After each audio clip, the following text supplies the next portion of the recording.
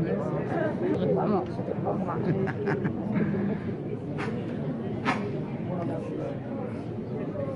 J'ai pas mal mis.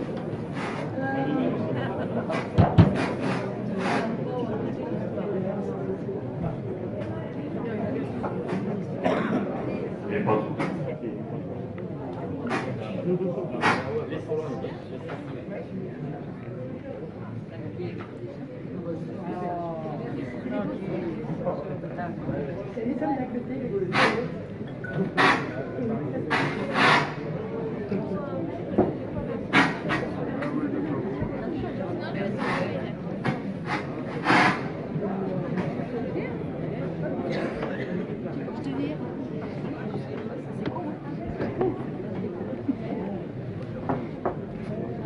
Ah, c'est bien, j'ai ton sac à main, il y a beaucoup de sous dedans.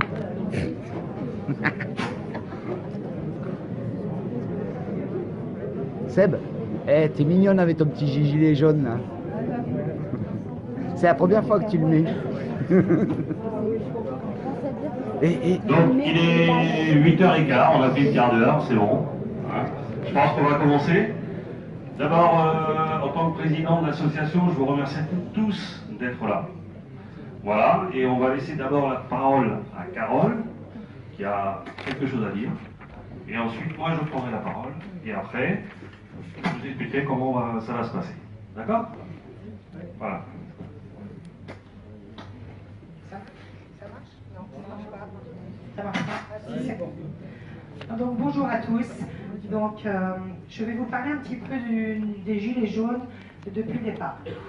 Donc je voulais vous faire part de mon ressenti sur le mouvement des Gilets jaunes, d'un point de vue local pour commencer. J'ai participé à une réunion qui visait à réfléchir aux actions pour le 17 novembre 2018. Le sujet qui a mis le feu aux poudres est bien l'augmentation des prix des carburants. Cette augmentation touchait toutes les classes et surtout venait confirmer le ras-le-bol général de la politique actuelle, où on apprenait chaque jour la mise en place d'une nouvelle taxe. Les gens étaient d'accord à l'unanimité pour se montrer et être dans la rue montrer avec ce fameux gilet jaune. Qui aurait pensé alors que ce mouvement allait durer des mois? L'occupation du rond-point des Campaniles est apparue comme une évidence après 2 samedis de blocage de véhicules sur le même rond-point stratégique, ce qui a motivé tout le monde à envahir le rond-point. Était un point de rassemblement pour des personnes qui étaient ou s'étaient exclues de toute vie sociale. La communication, pour la plupart, s'effectuait par le biais de Facebook. On s'est vite rendu compte que beaucoup venaient car ils redécouvraient le sens de la communication de discussion, de débat, pas toujours sensé, où la forme n'y était pas toujours. Il fallait écouter sans filtre et traduire les revendications et encore plus comprendre des styles de vie en détresse totale. Lorsque nous voyions plusieurs véhicules, plusieurs personnes klaxonner, s'arrêter pour donner des denrées alimentaires, avoir le gilet jaune sur le tableau de bord, l'évidence même de ce partage, l'incompréhension des choix effectués là-haut. Le rond-point devenait petit à petit un lieu de regroupement ainsi qu'un lieu de restauration pour les plus nécessiteux. Une collecte s'est mise en place pour louer un petit préfabriqué pour stocker les denrées, une girafe pour éclairer le rond-point la nuit, car il a fallu protéger et surveiller le camp. À mes yeux, une formidable fraternité se mettait en place. Concernant le profil, il y a de tout, des jeunes, des vieux, des actifs, des SDF, etc. Une vraie représentativité de la société, des gens au chômage qui ne s'en sortent plus, et ce, dès le 15 du mois. Des anciens avec des petites retraites qui ne s'autorisent qu'un repas par jour, après 40 ou 50 ans de travail. Des parents isolés avec enfants n'arrivant pas à joindre les deux bouts.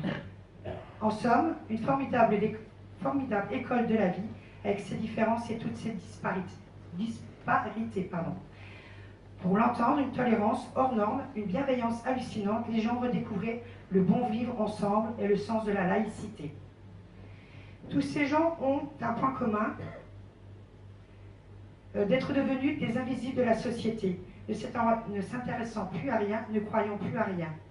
Leur seule préoccupation était de remplir leur frigo et d'essayer de rester debout et de garder un peu de dignité. Ce qui revenait le plus, c'était l'incompréhension de choix, le manque de transparence de l'État, la déconnexion des élites politiques avec le peuple. À force de discussion, les idées émergent et surtout, plus il y avait de personnes qui venaient normalement le samedi, plus les réflexions s'affinaient. Alors, pourquoi avoir enlevé l'ISF? Pourquoi on ne s'attaque pas à la fraude fiscale? Pourquoi on ne donne pas autant, pourquoi on donne autant aux grandes entreprises, CICE? Pourquoi on enlève l'exit tax? Pourquoi le SMIC n'est pas revalorisé? Pourquoi on prend plus de CSG? Pourquoi on réduit les appels? Pourquoi le carburant augmente, le mode électrique, etc. Ce sont des exemples majeurs qui commencent à naître. Pour l'ISF, principe de la solidarité de tous et des plus fortunés à participer comme chaque citoyen. Mesure à remettre en place par principe d'égalité aux yeux de tous. C'est quand même 14 milliards d'euros. L'évasion fiscale, allez prendre l'argent où il se génère le plus, 80 à 100 milliards manquant dans les caisses de l'État. Le budget de l'État étant de 250 milliards. Le CICE attend aujourd'hui 40 milliards d'euros, de 23 milliards au TPE, PME, qu'il faut maintenir.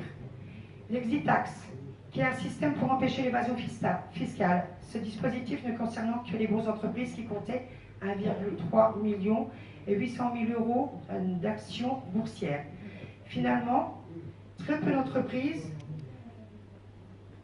mais quand même 800 millions d'euros potentiels à récupérer si tout était appliqué correctement. Le SMIC avec l'augmentation du coût de la vie, avec l'euro, notamment pourrait bénéficier de 150 à 200 euros de plus pour retrouver ce pouvoir d'achat. Prendre de la CSG aux retraités dorés, alors qu'ils ont continué toute leur vie au travail pour les non-actifs. Aujourd'hui, on leur demande de faire des efforts pour les actifs. Ne marchons-nous pas sur la tête? La baisse des appels. Lorsqu'on parle d'une réduction de 300 millions d'euros, 0,3 du budget de l'État. Les voitures électriques. Grand débat. Notre confort d'Européens, une bonne conscience, alors que nous allons détruire certainement l'Afrique et l'Asie. Nous allons vers une augmentation de la demande nucléaire. Et surtout, ne nous attaquons pas encore aux bonnes personnes. Qu'en est-il des avions kérosène, des bateaux supertankers, gasoil détaxés? Alors que nous sommes très loin derrière la Chine et l'USA, le Japon, l'Inde et la Russie. L'écologie, tout le monde en prend conscience, mais on nous demande de faire des efforts injustifiés tant que les grands groupes aussi continueront, les forages notamment. Sur le plan national, ce qui affole tout le monde, et pas le monde politique, c'est un mouvement, est une première. Elle s'est faite à l'appel des réseaux sociaux. Aucune possibilité de mettre la main sur un leader ou un interlocuteur précis.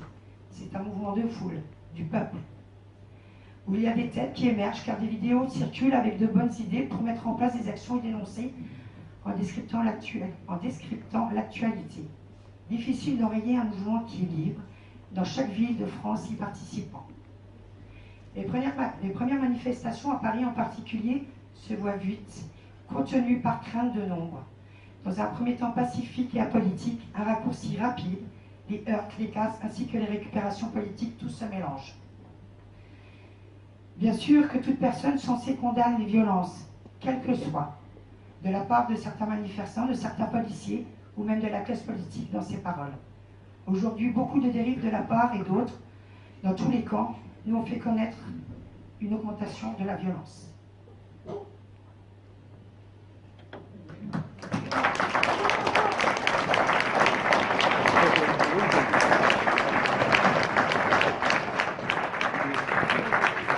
Voilà, donc après le ressenti, on va passer un petit peu donc avant de commencer cette rencontre et les discussions qu'elle va engendrer, nous souhaitons rappeler un des principes, et c'est important et massif, mouvement des Gilets jaunes. Mouvement qui a permis à des centaines de milliers de personnes de relever la tête et de dire à haute voix combien nous refusons tous et toutes la vie qui nous est faite. Voilà. Nous nous sommes rencontrés, nous avons cassé nos solitudes, nous avons retrouvé le goût et la possibilité de ne plus nous laisser faire. Comme signe de reconnaissance, nous avons adopté ce gilet jaune, celui des gens en panne au bord de la route. celui de ceux qui travaillent dans l'intérêt de tous, celui de ceux qui prennent des risques et qui aussi appellent à l'entraide et la solidarité. Ce gilet jaune affirme l'égalité de toutes et de tous. Le porter et le montrer, c'est dire haut et fort que nous sommes égaux et que nous nous opposons à toute forme d'inégalité. C'est en nous tenant rigoureusement à ce principe que nous souhaitons que les discussions et les échanges aient lieu ce soir, dans une exigence de respect et de bienveillance. De la même manière que dans l'ensemble, chaque gilet jaune parle en son propre nom, ou son nom propre comme vous voulez, sans étiquette politique, sans affirmer un titre ou une fonction qui voudrait établir un rapport de hiérarchie ou d'autorité, sans mettre en avant d'autres qualités que celle d'être simplement quelqu'un, comme nous le sommes tous qui participent à l'avenir et à la vie de la société. D'autre part, nous condamnons aussi toutes les formes de violence gratuites de la part des manifestants ainsi que celles des forces de l'ordre. Notre mouvement, je le rappelle, est pacifique. C'est la valeur centrale de notre mouvement. Il y va de notre crédibilité, de notre respect à l'égard de notre compagnon Olivier, qui a été un défenseur absolu de l'égalité de tous et de chacun, de notre fidélité à ce mouvement des Gilets jaunes qui a d'ores et déjà écrit une page majeure de l'histoire et qui est loin d'être terminée. Voilà. Bravo. Bravo.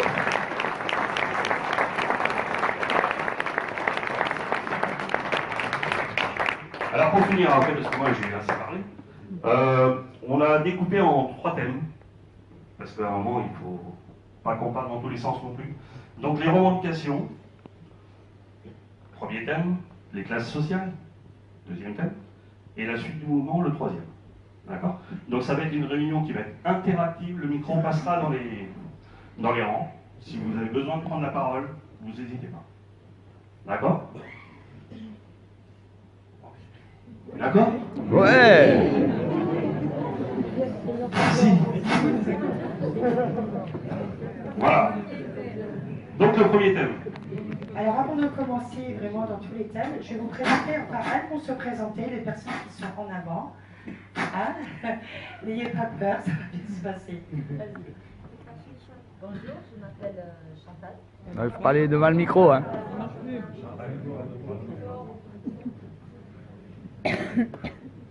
Bonsoir tout le monde, je m'appelle Chantal, je suis aide-soignante et je travaille au poste de santé du Lunérois. Donc, également, faut parler devant le micro. D'être tous là ce soir, parmi nous, tous ensemble. Donc, je vais vous faire un bref résumé sur les conditions de travail que rencontre le personnel soignant à l'hôpital, pas spécialement sur le pôle de santé. Dans tous les hôpitaux, c'est comme ça. Le gouvernement a la main sur l'hôpital. L'accès aux soins est gratuit. Allez aux urgences et vous verrez le temps d'attente pour pouvoir être pris en charge. C'est énorme. Le burn-out est à tous les étages. Tout est déshumanisé. On est des pions, des numéros. C'est plus madame, c'est numéro 6. Les effectifs journaliers ne correspondent pas aux besoins des services. On rappelle les agents sur leur temps de repos. On met les agents en difficulté. Cela alimente l'absentéisme et c'est un cercle sans fin. Le rythme de travail est trop intense. On rencontre une fatigue physique, morale et mentale. Quelques-uns n'arrivent même plus à s'investir. Ils sont frustrés, sont désagréables avec les patients alors que cela ne leur ressemble pas. Donc, ils s'isolent, ils ne sortent plus. Les soignants ne s'autorisent pas à aller mal, parce qu'ils sont confrontés chaque jour à la maladie et parfois à la mort. On nous demande de faire des économies, tout le personnel soignant se plaint des contraintes de gestion de plus en plus fortes qui pèsent sur eux. L'hôpital public est pauvre, malade, les années passent et celui-ci s'enfonce dans la crise, coule et il entraîne tous les soignants avec lui. Alors si je peux me permettre, Carole m'avait demandé de parler un petit peu des EHPAD. Je vais vous en faire un petit résumé. Donc, qu'est-ce qu'une EHPAD? C'est un établissement d'hébergement pour personnes âgées dépendantes. C'est une maison médicalisée, on ne dit plus maison de retraite. Donc, la ministre de la Santé, Agnès Buzyn, a annoncé que le gouvernement débloque 50 millions d'euros supplémentaires pour les EHPAD en difficulté. En plus des 100 millions inscrits au budget 2018 de la Sécurité sociale. Ce sont des bouts de chandelle que l'on accorde à chaque EHPAD. Des bouts de chandelle. Ce budget servira-t-il à améliorer la qualité de vie des résidents en embauchant un peu plus de personnel soignant? Ou servira-t-il à la maintenance qu'il utilisera pour pallier aux différents dysfonctionnements de l'établissement? Je vous remercie. Bravo.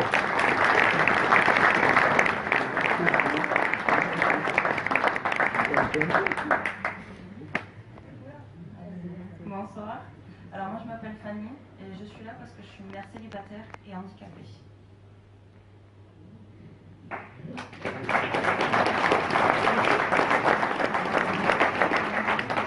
Bonsoir, moi c'est Fabrice, je suis retraité depuis 1 an.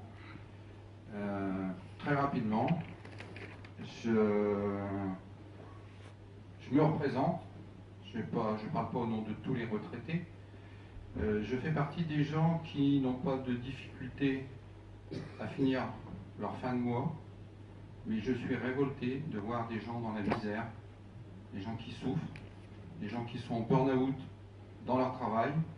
Et en fin de compte, je suis là pour la solidarité, pour aider tout le monde, et je crois que c'est très important. Bravo.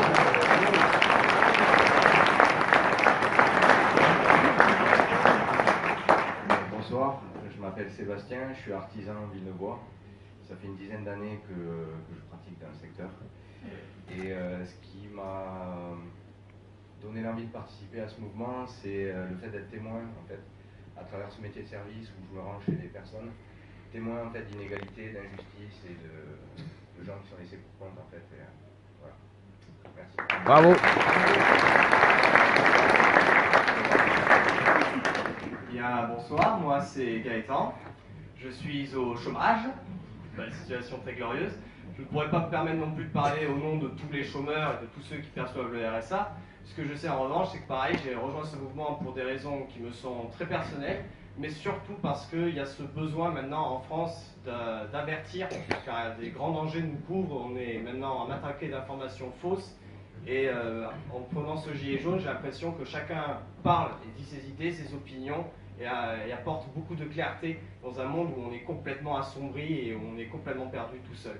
Donc c'est pour ça que je suis là ce soir pour parler et espérer qu'on apporte de bonnes idées. Bravo.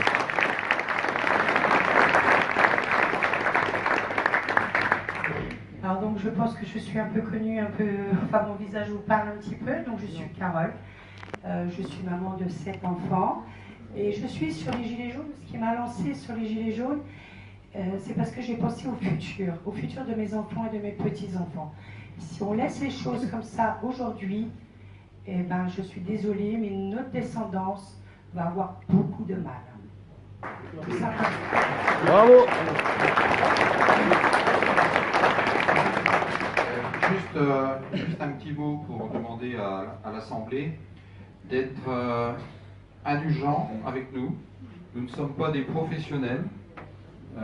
C'est pas facile pour nous de discuter devant un public comme ça. Notre organisation, on fait du mieux. C'est comme sur le rond-point ou pour nos actions, on fait du mieux. On fait des erreurs parce qu'on apprend. On n'a que 3 mois d'existence. Donc soyez indulgents et on demande surtout c'est de l'aide, des conseils pour voir comment faire évoluer notre mouvement. Merci.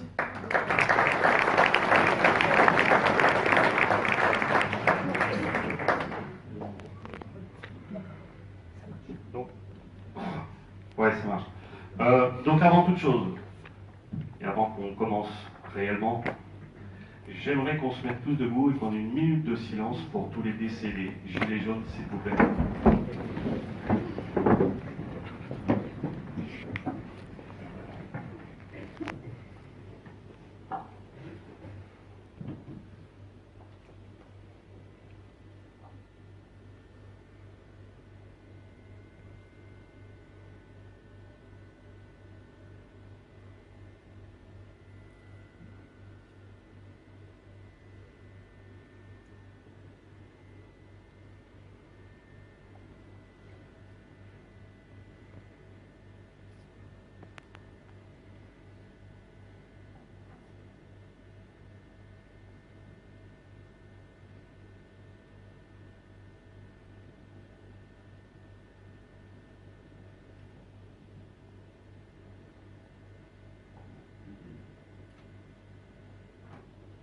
Je vous remercie. Donc on va commencer par les revendications. Donc on va commencer par le pouvoir d'achat. Qui veut prendre la parole?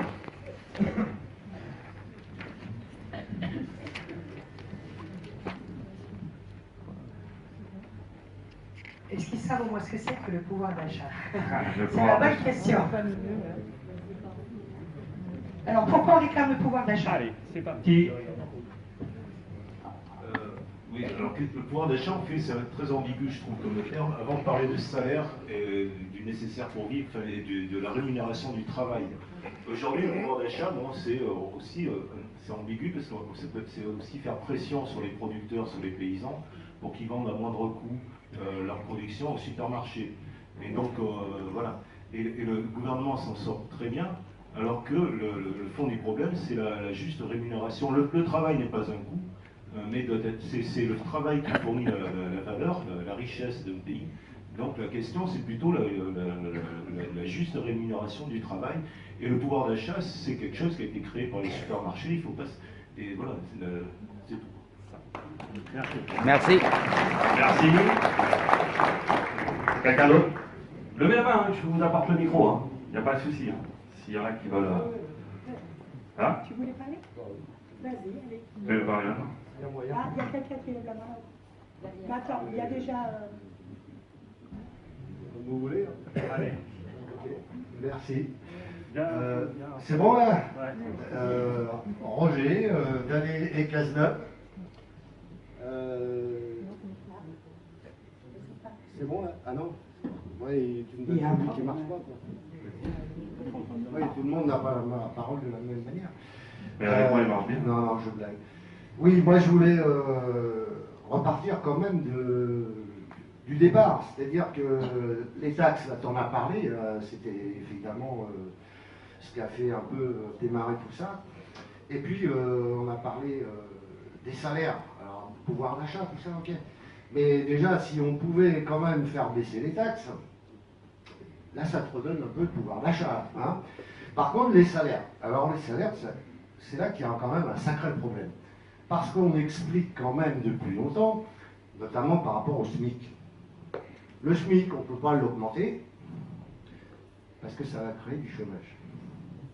Alors, tu parlais tout à l'heure des enfants, et tu as pensé à tes enfants, mais moi aussi, je suis retraité comme toi. Je me dis, quel espoir donne-t-on aux jeunes qui vont payés au SMIC? En général, quand tu rentres dans le monde du travail, on ne te propose pas 5 000 € par mois. Si on leur explique qu'on ne peut pas augmenter le SMIC, parce que ça va créer du chômage. Sauf que, quand on regarde, pour ceux qui savent bien sûr, la dernière augmentation du SMIC importante, vous savez quand elle date? Ouais, moi j'étais à Paris, je suis un Parisien, ça fait 5 ans que je suis ici, et j'étais en plein dans le quartier latin, c'est en 68 exactement. Donc on voit que, et le chômage, j'ai pas eu l'impression qu'il ait vraiment baissé. Donc là, si on met les choses effectivement sur papier, si on fait remonter quelque chose, ce qu'on souhaite, alors après on peut discuter des chiffres. Hein. Aujourd'hui le SMIC net, il est à 1250, un truc comme ça. Pardon? Non.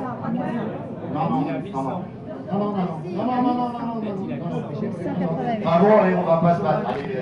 Ok. Donc, moi je lui dis, je fais une proposition qui soit au moins à 1500 € net. Alors on peut dire 1600, 1800, ok, hein, on est d'accord. Et au travers de ça aussi, de l'augmentation des salaires, parce que de toute façon, hein, il y en a qui n'ont pas vu leur salaire non plus augmenter depuis des années. Et il y a quand même un aspect aussi pour augmenter les salaires, et donc forcément le pouvoir d'achat des ménages, etc., c'est qu'on augmente le salaire des femmes pour une bonne raison. Il suffit d'appliquer la loi qui dit qu'il y a travail égal, salaire égal. Hein, et donc si vous faites ça au niveau du SMIC, sachant que moi, les chiffres que j'ai entendus, alors vous n'êtes peut-être pas d'accord, mais les femmes gagnent 24 à 25% de moins que les hommes, en moyenne. Bah, mettez 25% sur un SMIC, vous allez voir ce que ça fait dans une famille. Donc voilà, au moins sur ça, ce que moi j'estimerais qu'il faut proposer, c'est une augmentation générale des salaires et surtout une augmentation du SMIC. Déjà, c'est vachement important. Merci. J'ai quelqu'un qui veut parler aussi là. Allez-y, monsieur. Merci. Je suis né à Villeneuve-sur-Lot il y a un peu plus de 60 ans. J'ai quitté ma région d'origine. Je me suis donc expatrié pour le travail en Île-de-France.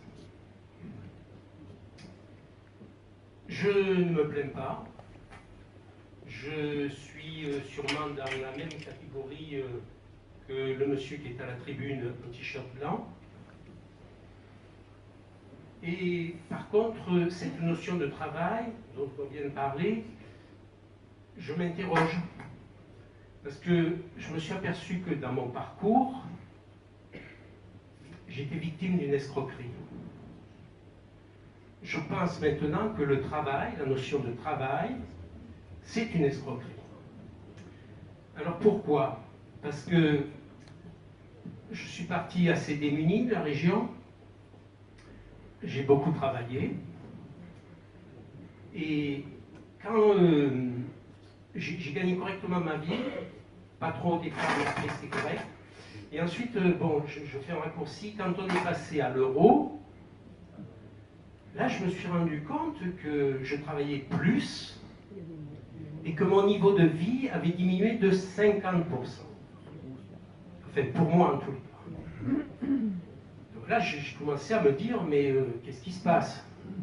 Et c'est là où cette légitimité qu'on donne au travail, cette espèce de... Le chômeur qui dit à la tribune, là, qui dit que c'est pas très... comment tu dis? Mais non, je regrette, il ne faut pas dire ça. Je regrette. Tu as tort de dire ça. Bravo. Donc, moi, je m'interroge vraiment sur la question, est-ce qu'il faut vraiment travailler? Le pouvoir d'achat, est-ce que ça ne serait pas le pouvoir de ne pas acheter non plus, d'acheter différemment, de faire différemment? Voilà. J'ai quelqu'un qui veut rebondir par rapport à ce que au premier monsieur qui a parlé, donc je vous laisse la parole. Bonjour, vous m'entendez? Oui. Oui. Donc je suis Céline, je suis infirmière, je travaille au PSD. Après, je ne sais pas si c'est important, mais pour savoir, dans l'application générale, je suis aussi infirmière sapeur-pompier. Donc je suis gilet jaune du cœur. Je ne porte plus mon gilet jaune. Je vais aux manifestations gilet jaune sur Bordeaux. Donc je manifeste en blouse blanche avec mon gilet jaune autour du cou. Donc je tiens à vous dire que je pense que pour qu'on continue à avoir du monde, parce qu'au bout du compte, on se bat tous pour la même chose, c'est qu'on ait un gilet jaune ou pas, on s'en fiche. On est citoyen. Donc je tenais à le dire. Ensuite, pour rebondir sur le SMIC, moi j'entends le pouvoir d'achat pour augmenter le SMIC. Qui paye le SMIC? Souvent, c'est les petites et moyennes entreprises qui ne peuvent pas plus parce qu'elles sont étouffées par les charges. Et les gros. Et les gros aussi. Et les gros. Mais nos taxes, elles servent à payer quoi? Nos routes, nos écoles, nos hôpitaux, etc. Donc si on dit, moi je ne veux plus payer de taxes, on ne peut pas de l'autre côté dire, je veux des hôpitaux et tout. Donc vous savez comme moi, en haut il n'y a pas de problème, on change la moquette à 800 000, ah ça va plus avec les rideaux, ainsi de suite. Vous savez qu'il y a des gens payés à 5 000 €, voilà. Je pense qu'il faut travailler pour nous, en tant que citoyens, on se renseigne. Ma taxe d'habitation, elle va où? Elle sert à quoi? Ma taxe foncière, elle va où? Elle sert à quoi? Qu'on connaisse les strates d'en haut, d'arrêter d'attaquer le petit maire. Je peux vous parler, enfin je suis de Pelle, il gagne moins en étant maire que d'avoir son propre travail. Par contre, là-haut, ils ont leur secrétaire, ils ont 5 ou 6 personnes ou quoi. Donc je pense qu'il va vraiment falloir qu'on s'intéresse à des choses qu'on ne connaît pas. Parce qu'on est en train de nous influencer en disant, mais allez au débat national animé par des maires ou quoi, on est en train de nous influencer à regarder en bas pour qu'on ne regarde pas en haut. Donc aujourd'hui, on laisse le SMIC aujourd'hui comme il est. Mais par contre, les taxes, etc., on les prend en haut pour remettre dans les hôpitaux, etc. On baisse les premières nécessités et on pourra vivre. Parce que moi, personnellement, ma taxe foncière, elle a pris 250 € de plus. Moi, j'ai commencé l'année, j'ai 500 € de moins pour faire l'année sur tout ce qui a augmenté. En fait, c'est ça que je veux vous dire. C'est que si on continue, on demande de l'augmentation et payer moins de taxes, on est en train de s'étouffer nous-mêmes et c'est pour ça qu'ils rigolent là. En disant c'est pas possible ce qu'ils demandent. Je vais dire les gilets jaunes parce que l'idée, ça part de ça, les citoyens. Et je pense qu'il va vraiment falloir qu'on s'intéresse en haut pour avoir de l'argument face à des gens qui, eux, sont experts. Et là, ils jouent sur le fait que nous, on n'est pas experts. Enfin voilà, c'est ça que je voulais dire. C'est que si on veut retrouver du pouvoir d'achat, il va falloir qu'on s'intéresse en haut pour aller prendre l'argent comme vous disiez, sur l'ISF, tout ça. Franchement, il y a 4 mois, on savait à part l'ISF. Et non, le CICE. Non, bien sûr. Donc je pense qu'il faut qu'on voie vraiment plus haut, plus loin et arrêter. C'est ce qu'ils veulent. Ils nous orientent sur ça. La formation est faite pour ça. Voilà. Merci à vous.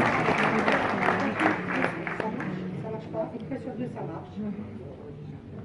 Ça marche pas. Si, ça marche. Je prends juste la parole 2 secondes. Je vais rebondir sur Céline. Et c'est vrai qu'effectivement, nous, en tant que citoyens, étant en bas de l'échelle, on a besoin de transparence. Et c'est ça qui est important chez nous aujourd'hui. On a vraiment besoin de savoir où ça va, pourquoi on augmenter, pourquoi ceci, pourquoi cela. Il n'y a que comme ça que nous, on y arrivera. Une chose, c'est vrai qu'elle a parlé du salaire, mais il y a aussi... il n'y a pas que le salaire. Je regarde, vous savez qu'il y a eu une hausse au niveau des grandes surfaces. J'ai remarqué une chose qui est toute anodine. Ça m'a choqué parce qu'on avait fait une opération salade de fruits. C'était tout bête, c'était d'aller chercher un fruit jaune et de le faire peser. Alors bien sûr, on a dérangé les grandes surfaces. Et on s'est rendu compte que la pomme, la simple pomme, eh ben moi j'avais pris une pomme golden, le produit anodin, et ben on s'est rendu compte que ça coûtait 54 centimes. Et quand on fait, alors on nous a fait souvent, il faut manger 5 fruits et légumes par jour, et si on est un couple avec 2 enfants, on est déjà à 2 € pour un seul dessert. On fait ça par 30 jours, on est à 60 €. Donc ça va très très vite. Voilà, c'est une petite chose aussi qui se remarque, qu'on a remarqué, nous en faisant des actions qui, c'est sûr, vous ont embêté, hein, on le conçoit, c'était pas dans notre but. C'était pas notre but, mais voilà, c'est des petites remarques qu'on a à faire parmi tant d'autres. Merci. Allez-y, c'est à vous.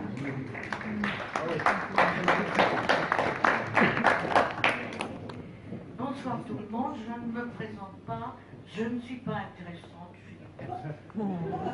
Non, madame.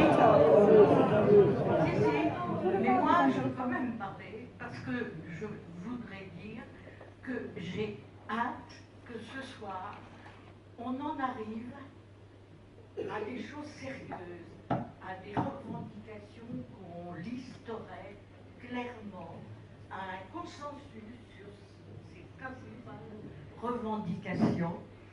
Et en particulier avec le premier monsieur très barbu dans le Lot-et-Garonne depuis 5 ans, je ne suis pas d'accord, je ne suis pas une économiste hélas, mais je ne comprends pas pourquoi on admet que l'augmentation du SMIC va obligatoirement entraîner du chômage. Tout dépend de la manière dont on s'y prend.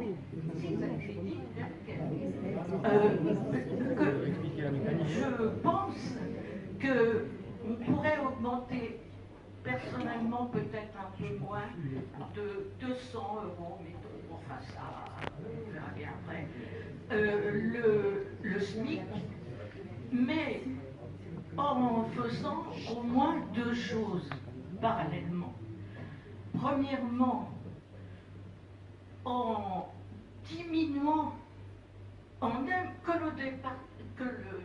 le gouvernement impose ce chiffre d'un SMIC augmenté et que le gouvernement, par ailleurs, pour les petits artisans, commerçants, producteurs, les petites gens qui actuellement croulent sous les charges, en soient totalement totalement ou beaucoup allégé, alors qu'il n'y aurait pas cet avantage, naturellement, pour les gros industriels, pour les gros patrons. Voilà. À qui on exonère les impôts quand même? Comment? À qui on exonère les impôts, hein, les gros Auchan et tout ça? Voilà.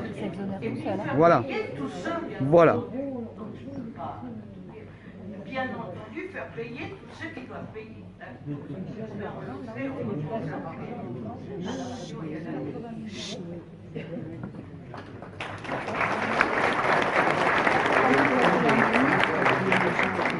Bonjour.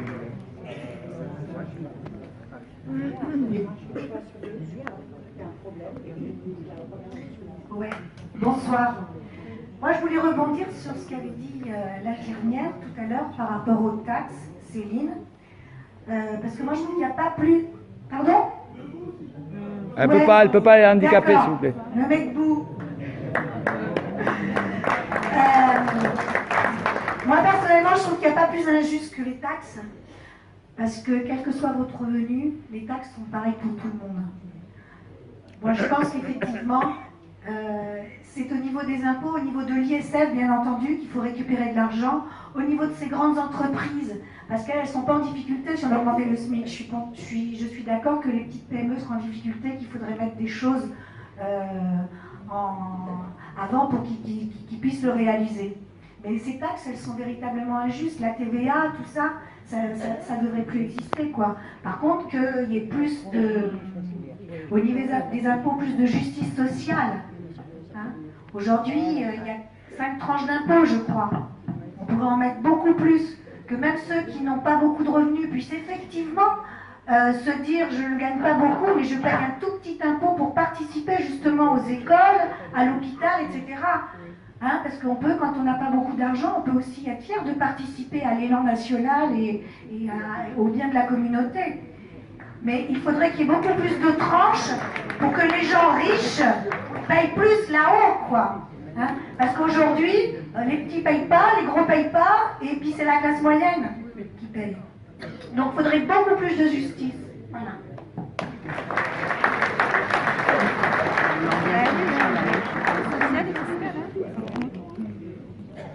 Oui, Alain, retraité depuis 2 ans.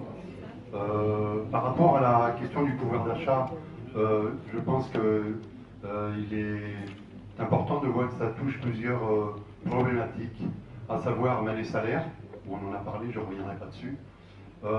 Sur la justice fiscale, à savoir que on paye quand même un impôt, on n'en parle pas trop, mais la TVA sur des produits de première nécessité. Et je pense que ça serait important que cette TVA n'existe pas, parce que ça profiterait aux plus nécessiteux.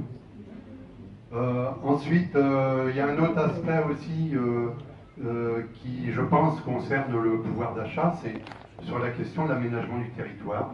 À savoir que, et on en sait quelque chose ici, c'est qu'on a vu disparaître nos écoles, nos bureaux de poste, nos perceptions, nos cafés, nos médecins, et que ça fait un petit bout de temps qu'on fait beaucoup plus de kilomètres et que l'essence on la paye. Et peut-être qu'il faudrait, dans les projets du gouvernement ou d'autres gouvernements, mais peut-être relocaliser les activités, permettre de consommer local, de ne pas aller systématiquement à la grande surface, mais d'avoir à proximité des commerces de proximité. Et je pense que la vie elle changerait pour beaucoup dans nos campagnes. Ça créerait de l'emploi. Voilà. Et puis ça ferait de l'emploi aussi, et ça ferait bien le territoire.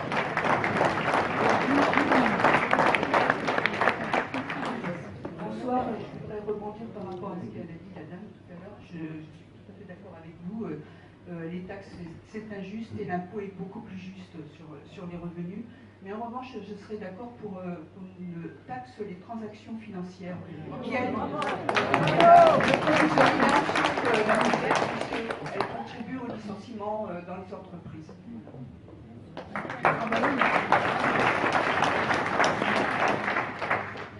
Juste un petit mot. Quand on parle d'augmentation du SMIC, quand on parle de pouvoir d'achat, moi je dis tout simplement, tout ça c'est des mots, c'est bien, mais je pense qu'il faut que tout le monde puisse vivre dignement. Déjà, dignement. Quand vous voyez des gens qui touchent 500-600 euros par mois, je parle de, souvent ce sont des retraités, comment peut-on parler de dignité? La vraie violence en France, elle commence par là. Elle est là, la vraie violence.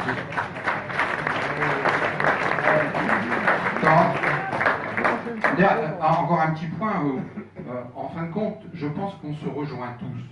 On a des petites divergences, mais tout le monde se rejoint.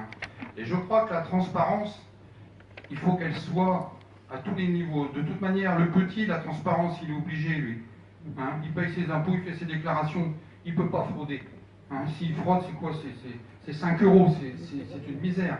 Mais les gros, les multinationales, les politiques, eux, ils fraudent, mais c'est des centaines, des milliers, des millions d'euros. Et c'est là que ça ne va plus. Et nous, on se serre la ceinture. Donc là, il faut remettre de la justice sociale. Il faut que les multinationales payent leurs impôts en France.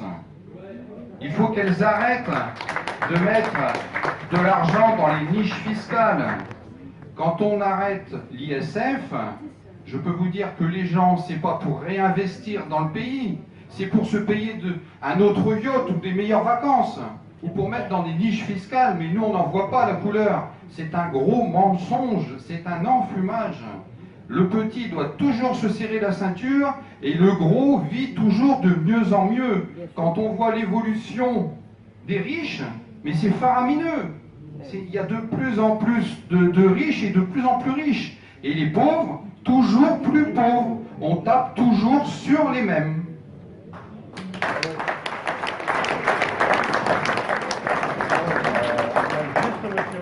Allez-y, monsieur. Exprimez-vous. Oui, en fait, c'est presque une redite. Non, c'était juste pour dire, les 20 familles les plus riches au monde, elles ont 80% de pouvoir d'achat des populations. Le CAC 40, les dividendes, ils ont encore battu au niveau des dividendes des records cette année. Je crois qu'il faut se déculpabiliser en disant il faut faire attention, machin truc, le chômage et tout. Le Conseil national de la résistance, quand il a créé la Sécu, on a dit c'est impossible. Quand il a pris des mesures de nationalisation, et ça s'est fait. Et là, le pouvoir d'achat, parce qu'effectivement on sortait d'une grande crise, on a fait table rase, on a rebâti. Je crois qu'on est au moment où on fait table rase. Il y a trop d'injustice. Donc il faut arrêter de subdivision. Comment on va faire 100 euros, 200 euros, 300 euros? On décide ce qui est digne. Et une fois qu'on a décidé, en fait, c'est pas l'économie qui est au service.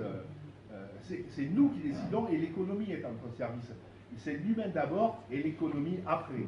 Donc, allez, nous qui sommes en plus, et après on va pouvoir le faire.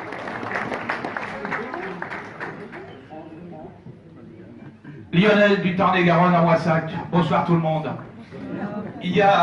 On parle de beaucoup de choses et il y a une catégorie de personnel aussi qui est oubliée. Vous en faites peut-être partie. C'est le monde ouvrier.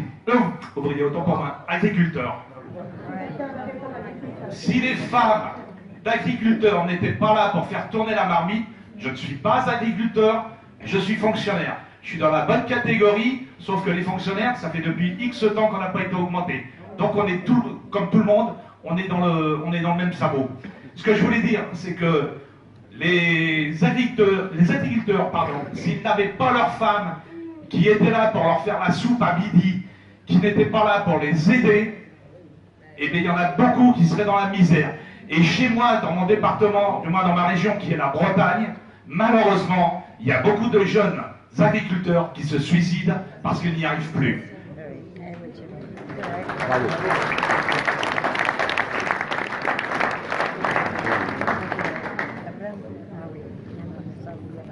La dame à qui j'ai donné le micro, on peut y aller là. Oui, on m'entend? Ouais, je crois que le plus compliqué là-dedans, c'est qu'on veut nous faire croire, notamment dernier gouvernement, qu'on est incapable de comprendre les choses. Qu'on est tellement bête, d'ailleurs ils l'ont dit à un moment, hein, que tout ça nous dépasse et que eux seuls sont capables de régler les choses tout là-haut. Alors que les solutions, elles sont simples. On veut nous faire croire que tout est très compliqué, mais les solutions, elles sont simples, il y en a plein. Tout à l'heure, quelques personnes ont fait allusion à l'évasion fiscale, bon, les 80 milliards d'euros qui partent dans les paradis fiscaux, bon, bah déjà avec ça, 80 milliards d'euros, hein, c'est quand même pas mal. Et puis il y a plein de solutions qui sont simples. Il y a par exemple, on vient de parler des milliardaires avec Jariot et tout ça, il y a la proposition de réduire les salaires des gros. Par exemple, de proposer que les salaires dans une entreprise passent de 1 à 20. C'est-à-dire celui qui a le plus, il a seulement 20 fois plus que celui qui est au premier. Et ça, c'est tout à fait faisable, ça. C'est tout à fait faisable. Voilà, moi je crois que la grande question, c'est celle-là, c'est se dire, mais en fait, c'est pas aussi compliqué que ce qu'on veut nous faire croire. Voilà. Et les solutions, ben, il y en a plein. Bravo.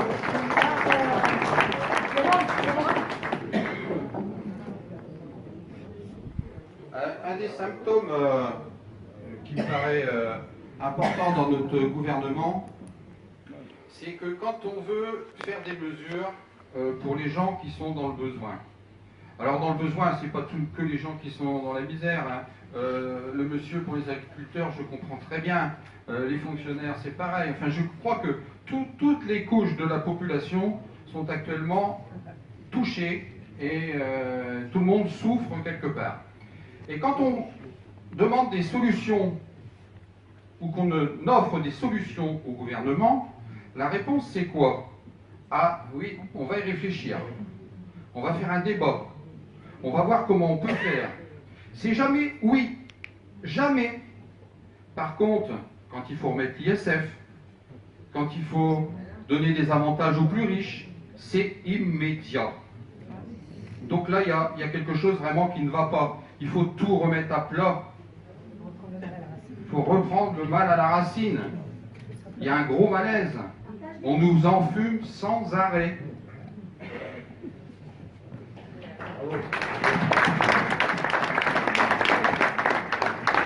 Christian des agriculteurs. Bonsoir. On a parlé tout à l'heure, une dame a parlé de la taxe sur les transactions financières. Effectivement, c'est une idée intéressante. Il y en a une autre qui a été développée par M. Marc Chenet, c'est un franco-suisse. Il met d'ailleurs en place en ce moment un référendum d'initiative à ce sujet.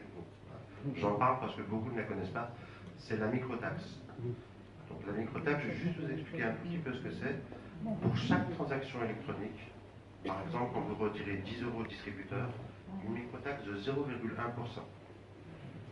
Actuellement, sur la France, on ne sait pas quels sont exactement le montant des transactions électroniques. En Suisse, ces transactions électroniques représentent 160 à 200 fois le PIB suisse. Donc une taxe de 0,1% représenterait à la fin 20% du PIB suisse. Pour exemple, 20% du PIB français, c'est 450 milliards par an. Voilà. Donc on ne serait peut-être pas à ce niveau-là, mais même si on n'est qu'à la moitié, même si on n'est qu'à 200 milliards par an, je crois qu'il y a beaucoup de choses qui peuvent être faites, autant en direction des hôpitaux, qu'en direction des écoles, que pour les routes, ou que pour faire baisser les taxes pour les petits patrons, pour les TPE, les PME. Évidemment pas pour les gros, pas pour les grosses routes. Voilà.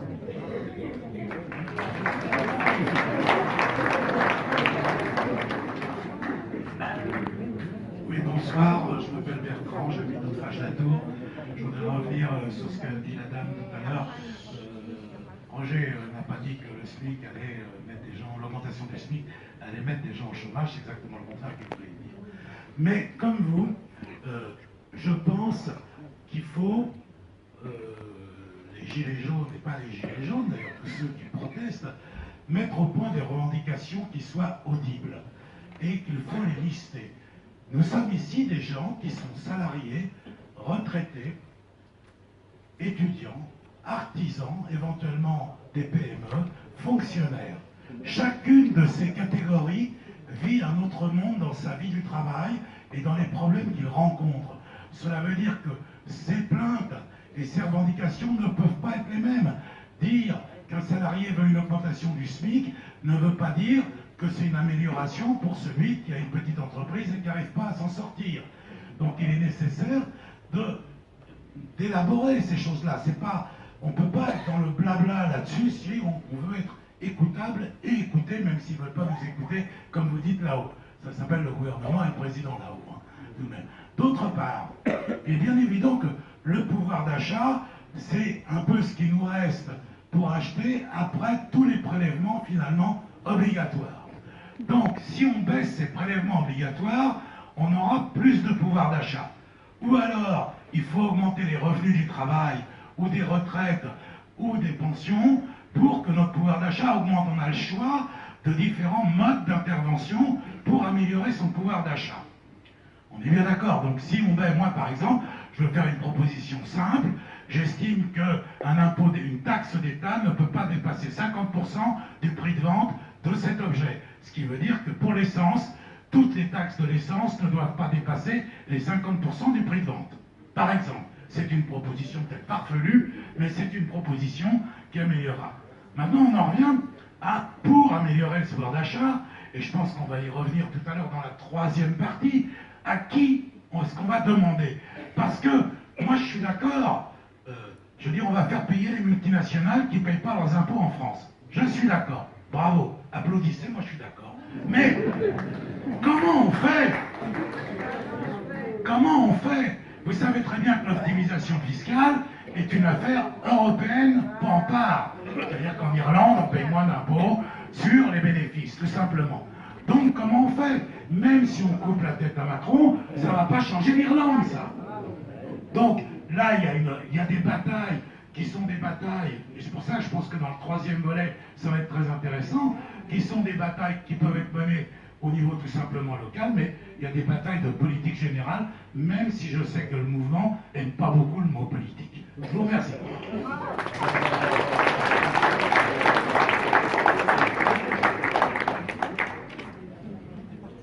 Oui, bonsoir, Patrick d'Agen. Ouais, donc on parle du partage des richesses. On sait que c'est impossible, quoi, parce qu'on sait qu'il y en a qui se gavent alors que parce qu'ils sont patrons, parce qu'ils sont. Voilà, on sait que c'est eux qui ont tout le monopole, même qui ont le pouvoir. Et donc on parle de taxes, on parle de tout ça. On sait très bien que quand on augmente le prix du gasoil, c'est pas simplement le prix du gasoil qu'on augmente. Derrière, il y a les transports, derrière, il y a le pain, derrière, il y a les produits de nécessité. Et le vrai débat, c'est aussi, donc on sait qu'on se fait enfler, parce qu'en fait, ils savent très bien que ceux qui graissent la machine, c'est nous. Ceux qui font marcher tout ça, c'est nous. Et ils s'en foutent, parce que de toute façon, c'est eux qui ont le pouvoir. Et le vrai problème, c'est comment changer tout ça, quoi. Et je pense qu'aujourd'hui, c'est une bonne représentation de tout ça. Parce qu'on est là, parce qu'on débat, parce que c'est nous qui avons les solutions, parce que c'est nous qui souffrons. Et que pour arriver à changer tout ça, il faut que nous soyons là, nous défendions notre vie et nous changions tout ça, quoi. Donc quand on parle du RIC, de toutes ces choses-là, il y a aussi des exemples. Il y a l'Islande qui a renversé carrément son État, et je pense qu'on est là aujourd'hui aussi pour ça. Pour changer ce système, pour se battre pour ça. J'ai posé une question, j'ai fait la réunion publique de Valence d'Agen, il y avait beaucoup moins de noms. J'ai juste posé une question, c'était combien n'étaient pas gilets jaunes? Est-ce que je peux vous demander qui n'est pas gilet jaune ici, ce soir? Pardon? Non, qui n'est pas dans le... Enfin, qui est, je veux dire... Voilà, je veux dire qui est citoyen, qui soutient le mouvement, mais qui est extérieur, sans extérieur. Je veux dire, c'est... Non, la question c'est que moi je passe dans les rues, je passe dans les rues, il y en a beaucoup qui me disent on vous soutient, on est d'accord avec vous, mais qui viennent pas avec nous, quoi. Qui sont pas dehors pour dire le peuple en a marre, quoi. Et le peuple a droit à la parole, quoi. Donc je pense que le gros débat, c'est sûr que c'est le partage des richesses, mais comment on change tout ça aussi, quoi. Voilà, c'est un peu ce que je voulais dire.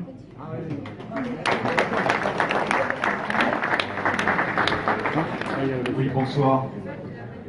Jean-François. Donc moi, je ne suis pas gilet jaune, mais je suis content parce que les gilets jaunes, ils ont redonné quand même de l'espoir, et du mouvement, de la réflexion. Et ça fait plaisir, ça fait un peu de baume au cœur. Alors, je suis avec vous de tout cœur. Voilà.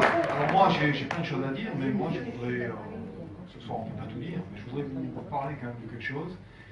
Quelqu'un a parlé tout à l'heure du Conseil national de la résistance. Il faut savoir que depuis 40 ans, les politiques n'ont de cesse de détricoter tout ce qui a été mis en place par le Conseil national de la résistance et qui a fait la réussite du modèle français. Voilà, donc après on peut le détailler, on pourrait y passer la soirée. Tout ce qui a été fait depuis 40 ans, depuis le virage libéral de 83, en gros. C'est ça. Et alors après, je voudrais vous mettre en alerte aussi sur quelque chose, c'est que c'est pas fini, quoi. Il y a déjà beaucoup de cases qui ont été faites, mais c'est pas fini. Et là, il y a encore des choses dans les tuyaux. Et attention, il y a les retraites dans les tuyaux. Il y a le fameux système des retraites.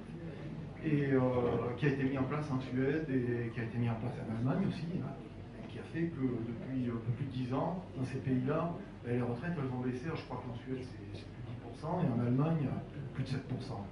Donc c'est cette retraite, la réforme qui est dans les tuyaux, c'est pour casser, évidemment, les régimes spéciaux, c'est pour s'aligner sur les régimes les moins 10 ans, voilà, pour tirer vers le bas, pour entrer dans les directives européennes qui disent qu'il faut que les retraites, ça soit en dessous de 13% du PIB.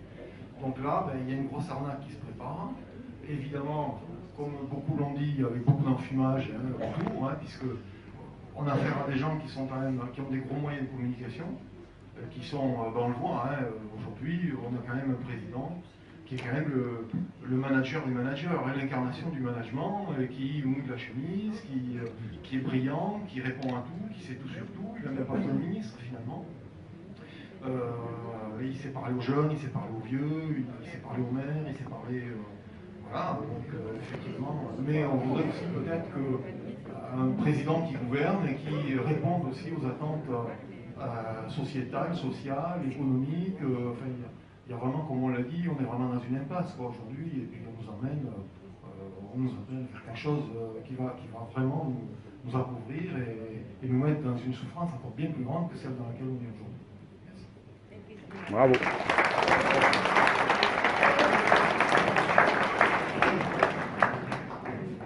Bonjour, d'abord à tout le monde qui est là dans cette salle. Alors, Vas-y. Bonjour. Alors, qui je suis, l'état civil n'a pas d'importance. Voilà. Ce que je suis, avant toute chose, c'est un républicain. Et là, ce que je vois, c'est d'abord des républicains. Et je pense que si nous sommes là, c'est qu'un jour on s'est réveillé, on s'est dit, on n'est plus en République. Et pourquoi on n'est plus en République? Parce que les gens, sans politique, qu'on se comprenne, je ne parle pas de parti politique, qui nous représentent, en théorie, en proportionnel, ne nous représentent plus. On est d'accord? Ouais. Donc, pour rebondir vite fait sur la proposition du monsieur d'Hautefage qui parlait qu'il faut qu'on réfléchisse à des propositions très précises, justement, parce que qu'est-ce qui fait avancer quelque chose? C'est tout bête, hein, des slogans. Rappelez-vous, travailler plus pour se fatiguer plus, des trucs comme ça. Par exemple. Et gagner moins. Donc il faut qu'on soit très clair au moins sur le listage des propositions quand on sortira de là. Et moi j'en ai juste une à faire. Et une qui les ferait tous trembler, parce qu'ils ne peuvent pas l'appliquer. Parce que s'ils l'appliquent, ils savent qu'on redevient une république. Et que le système qu'ils ont monté ne sera plus gouvernable. Donc la seule proposition que je voudrais faire, moi, c'est proportionnel maximum. C'est tout. Merci.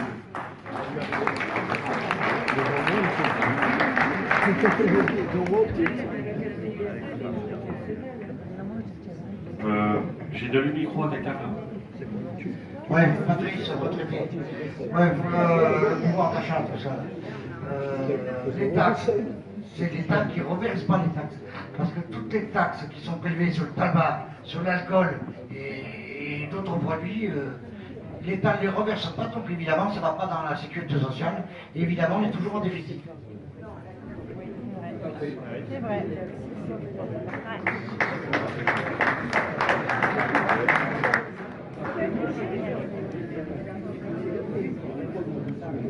Oui, Jean-Michel, s'il vous plaît. Je voudrais revenir un petit peu sur ce qu'a dit Jean-François tout à l'heure sur les avis Un peu plus près du Conseil. du Conseil national de la résistance. Effectivement, mais la retraite, la sécu, etc., les transacquis. Et je m'étonne un petit peu des fois d'entendre parler, je m'étonne d'entendre parler de temps en temps, notamment de la part de certains salariés, que les charges sont trop élevées, en parlant de charges salariales. Les charges, notamment des... Cotisations sociales. Cotisations exactement, ces charges, on ne peut pas oublier que ce sont des cotisations d'abord. C'est la solidarité, c'est-à-dire ce sont le salaire différé qui sera payé quand vous serez à la retraite ou quand vous serez au chômage. Alors ne pas oublier que si jamais effectivement ça baisse, ce qu'on nous prend, ce qu'on nous donne d'une main, souvent on nous le reprend de l'autre. Alors attention à ça, les charges, ces cotisations, il faut les garder. Surtout, sans oublier que la retraite à point qui arrive pour dans quelques années, ça va être cette partie-là qui va nous manquer. C'est-à-dire que la retraite par point, on va se partager ce qu'il y aura. Et si on commence déjà à amputer les cotisations, il n'y aura plus grand-chose à se partager.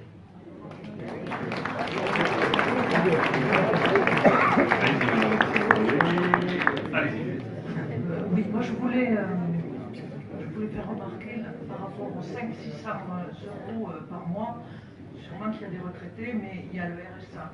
Il y a quand même beaucoup de gens, il y a beaucoup de gens qui touchent le RSA. 500-600 euros, on ne peut pas vivre. Sans compter ceux qui ne le demandent pas parce qu'ils n'osent pas. Non, parce que c'est trop compliqué. Il y a quand même, avec le RSA, on passe toujours l'hiver et on ne mange pas jusqu'à la fin du mois, c'est clair. Donc, est-ce qu'on appelle ça un pouvoir d'achat? Je ne sais pas. Ça s'appelle de la survie un peu quand même.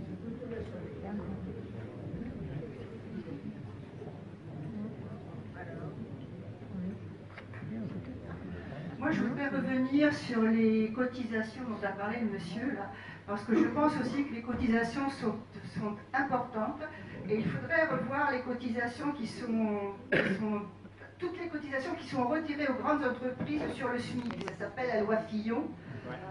Les grandes entreprises sont complètement défiscalisées, ce qui veut dire que toutes ces cotisations qui ne sont pas payées par les grandes entreprises, elles ne sont pas reversées non plus ni dans nos caisses de sécurité sociale, ni etc. Et quand on dit ne pas demander le SMIC à 1300 euros net par exemple, si on augmente le SMIC, parce que les primes d'activité c'est bien, mais je vous rappelle que sur les primes d'activité, il n'y a pas de retraite, on ne paye pas de retraite, donc c'est tout bénéf pour l'État. Et les 1300 euros, si vous augmentez le SMIC, vous augmentez la possibilité de capacité de chaque individu.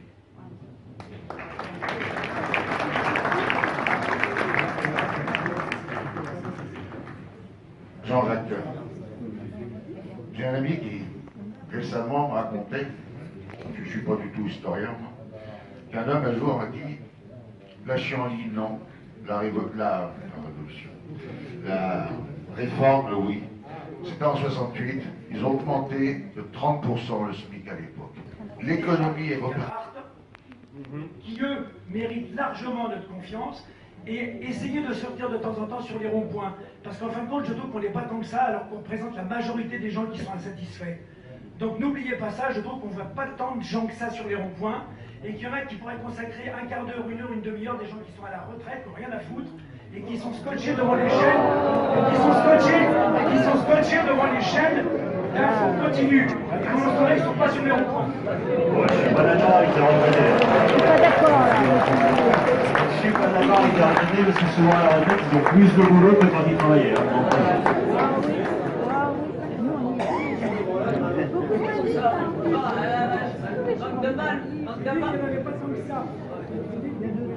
Enfin, sur notre emploi, il y en a pas mal d'interprétés. Hein. Et puis ils sont là depuis. Moi, ce que je voulais simplement dire, c'est que quel être humain on est en train de fabriquer en ce moment? Il nous fabrique. Il nous fabrique dans l'égoïsme. Il nous fabrique dans la ratiocination. Il faut. Moi, quand je discute beaucoup sur les marchés, je distribue des tracts et tout ça, et les gens disent, mais on est obligé de compter, on passe notre temps à compter, on fait des additions. Alors, il y en a qui font des additions à 10 euros près, il y en a qui font des additions à 1 euro près, à quelques centimes près. Et on ne vit plus. C'est plus la vie, ça. Et pour les... Bon, encore nous, on est enfin, un certain nombre qui ont un certain âge, hein. Mais les jeunes, là, c'est pas une vie comme ça pour eux.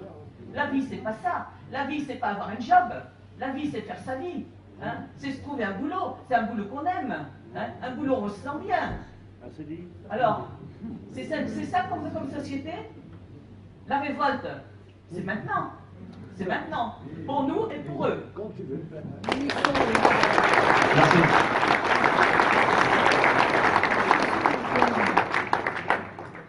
Je vais récupérer les micros, je suis bien. Vous voulez parler, monsieur? Et après, on va changer de sujet un peu, parce que on a fait un peu un mélange. Voilà. Moi, Dominique d'Agen, donc je voulais rebondir sur le propos de la dame, là, sur les jeunes, et je m'aperçois que dans la salle, il n'y en a pas beaucoup. Il n'y en a pas beaucoup, et je me demande, et je me posais la question de savoir pourquoi ils ne viennent pas vers les gilets jaunes, même s'ils sont d'accord avec nos revendications. Ouais. Ah d'accord, ah bah vas-y alors. Alors oui, en effet, je parle pour les chômeurs, pour le RSA, mais je vais parler aussi au nom des jeunes. Ils sont pas là, hein, mais c'est clair qu'ils ont beaucoup à revendiquer, notamment au niveau du Parcoursup, et tout ça c'est une autre histoire. Si les jeunes aujourd'hui ne sont pas là, c'est parce qu'ils sont les victimes de la société. En tant que chômeur, comme je disais, voilà, je disais, voilà, c'est pas une situation très glorieuse, c'est parce que je me ressens ainsi. C'est l'État qui me fait ressentir ainsi que je ne suis pas quelqu'un d'utile à la société, que je ne suis qu'un branleur, qu'il faudrait que je m'active un petit peu plus. Seulement, on nous entraîne à la domestication. On nous propose des emplois qu'on ne veut pas forcément, on ne nous propose pas des métiers de carrière, on ne nous propose pas des formations qui nous amènent à avoir un métier sur la longue durée, on nous propose de nous domestiquer. Et ça fait que beaucoup de jeunes, ils ne sont pas influencés par tout ça, ils se disent juste comme tout le monde, ouais, je ne sers pas à grand chose, oui, je me victimise. Et donc du coup, là, quand le peuple là aurait besoin justement qu'ils ne travaillent pas et qui viennent ici pour participer à l'effort national, ils sont pas là. Et les CBSA, ils se cherchent.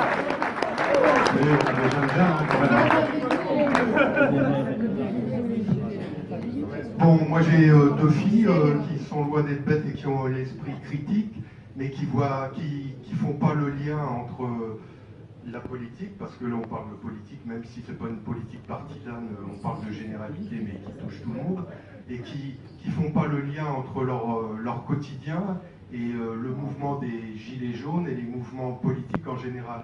Et ça pose question aussi. Donc je travaille en tant que précaire dans l'éducation nationale, et je côtoie beaucoup de jeunes précaires et qui se contentent de ce qu'on leur donne et qui s'estiment heureux d'avoir 300, 400, 500, 600 euros par mois, et ça me dépasse un peu.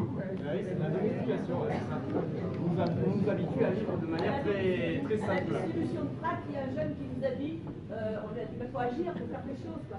Il nous a dit, moi madame, je subis. Et ben, ce jeune-là, on l'a fait comme ça, la société l'a fait comme ça. Hein. Bon. Les réseaux sociaux, c'est triste. Voilà.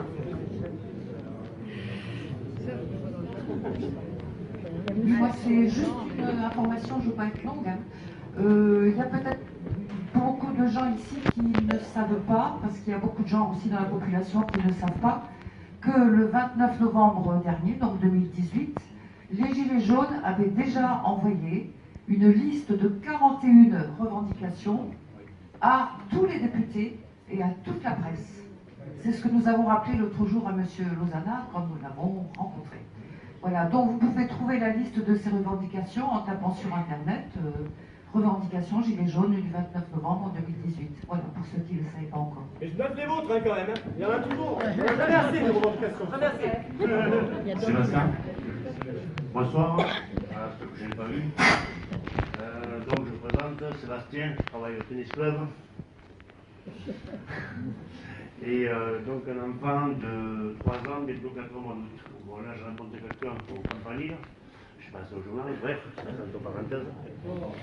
Et actuellement, je ne vais pas me cacher, j'ai rien à cacher, je touche 800 euros au chômage ou que je travaille. C'est pas mal ça, hein. Donc là actuellement je travaille, je touche même au chômage. J'ai un gosse, en payant les factures, parce que là, je me tombe, ben là, je termine le mois, il me reste 45 euros. Voilà. Donc moi, voilà, j'arrive à payer ma facture. Moi, je veux parler à ceux qui sont au reste du cœur, au secours populaire. Et j'en passe d'autres associations que j'oublie. Il y en a qui en profitent, hein. Ils donnent de belles voitures, etc. Mais il y en a, c'est par nécessité. On est en 2019. Je n'arrive pas à comprendre encore qu'il y a des gens qui sont obligés de compter la viande, même de diviser les steaks pour arriver à la fin du mois. On parle de salaire, on parle de retraite. Moi, au départ, si j'ai été le 17 novembre, j'arrive. Si j'y étais le 17 novembre, c'était justement pour ces gens-là, pour qu'on puisse au moins manger. Je ne parle même pas pour s'acheter une télé, pour s'acheter une voiture, je demande pour manger. Voilà. Là, bon, c'est vrai qu'actuellement, j'y suis plus sur un point parce que bon, je travaille, c'est mon gosse m'occuper, j'ai mon père qui est à l'hôpital, donc je cours. Et moi, si aujourd'hui, voilà, si je me bats, c'est justement pour le pouvoir d'achat, c'est pour pouvoir manger à la fin du mois. Ça, c'est la première chose. Après, il y en a qui vont me dire où est-ce qu'on trouve l'argent. L'argent, ça a été dit, les présidents, les cumuls, les mandats, l'ISF, tout ce qui est au niveau de la bourse, donc CAC 40. Je vous laisse taper ça sur vous pour faire des recherches. J'en ai fait, c'est énorme. Et l'argent, on en trouve. Et moi, je n'arrive pas à comprendre qu'on est en 2019, donc le 68, donc avec ce qu'il y a eu en 68 depuis 2019, il y a encore des gens, merci Coluche, qui vont au reste du cœur.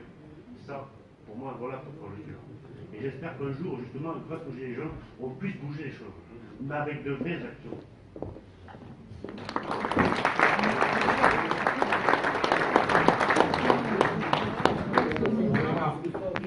J'interviens après avoir entendu toutes ces interventions qui sont assez intéressantes, notamment dans l'expression de la revendication elle-même, c'est très intéressant. Il me semble que dans cette réflexion, on oublie quelque chose d'essentiel. Quelques personnes sont intervenues pour dire que la société formait les individus de telle façon. Et moi je pense qu'il faut ajouter la société forme les individus pour l'entreprise. Et dans ce cadre-là, il faut qu'on y réfléchisse. Pourquoi on travaille? Est-ce que c'est simplement pour la rémunération ou c'est aussi pour faire progresser la société? Sauf que ceux qui nous dirigent ont pour seule réflexion alimenter tout ce que l'on peut faire dans la vie pour l'entreprise, au service du capital. Et c'est dans ce sens que je pense, moi, il faut pousser la réflexion. Parce que sinon, on aboutira toujours à la même solution perpétuelle, c'est-à-dire changement alternative de gouvernement, etc., mais avec les mêmes perspectives, satisfaire le capital. Et je pense que ça, c'est très important à dire. On a l'exemple, moi, le copain, enfin la personne qui a cité le programme du Conseil national de la résistance. Ici, à Villeneuve-sur-Lot, on a une histoire sur cette question. Les prisonniers d'Est, c'était des prisonniers politiques et ils ont contribué à bâtir ce programme de la résistance. Et cette histoire, il faut qu'on l'apprenne, parce qu'ils ont recherché tout de suite à servir ne plus servir l'entreprise, mais servir la société. Et c'est ça qui est dans le programme du Conseil de la résistance. Pourquoi les conquêtes sociales? Pourquoi les acquis du progrès du travail, l'amélioration des conditions de travail, etc. C'est compris dans le programme du Conseil national de la résistance. Et sur ces questions, je pense qu'il faut qu'on épluche un peu plus les données. Parce que les revendications, comme toutes celles qui ont été posées, elles sont extrêmement importantes et justes, eh bien, il faut maintenant trouver l'aboutissement de ces revendications.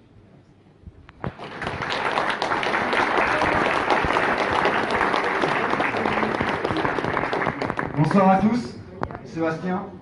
Je voulais parler parce que je vous entends tous parler retraités, actifs, non actifs, mais il faudrait peut-être penser aux personnes qui sont en arrêt maladie, en accident de travail. En arrêt maladie, on ne gagne pas tant que ça. Handicapés aussi. Actuellement, moi je suis salarié, là je suis tombé malheureusement malade au niveau du dos.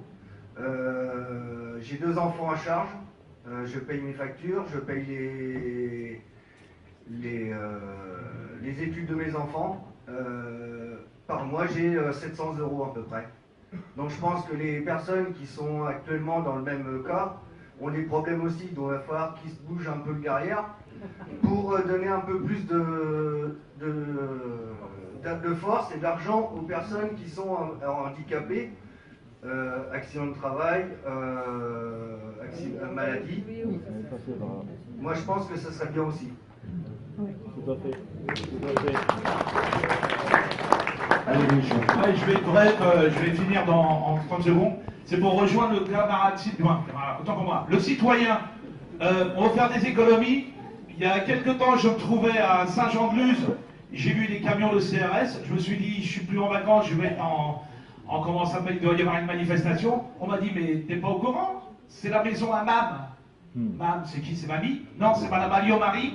Et c'est les CRS qui gardent la maison de Madame Alliot-Marie. Pardon, excusez-moi. Parce qu'elle est à la retraite et on paye des CRS à ne rien faire, à garder sa maison. Et deuxièmement, je ne voudrais pas que vous me lâchiez. Bon, je parle d'Alliot-Marie, mais il y en a partout. Hein. Et je ne veux pas ne me lâchez pas parce que j'ai une question à vous poser. Et je voudrais remercier M. Macron et toute sa clique. Pourquoi? S'il y a quelques semaines, les gilets jaunes n'avaient pas existé, toi, public, que ferais-tu en ce moment? Tu serais cantonné devant ta télévision ou peut-être aller au spectacle ou autre? Je remercie, moi, M. Macron, de nous avoir ramené quelque chose, la fraternité et la solidarité, parce qu'on se retrouve tous.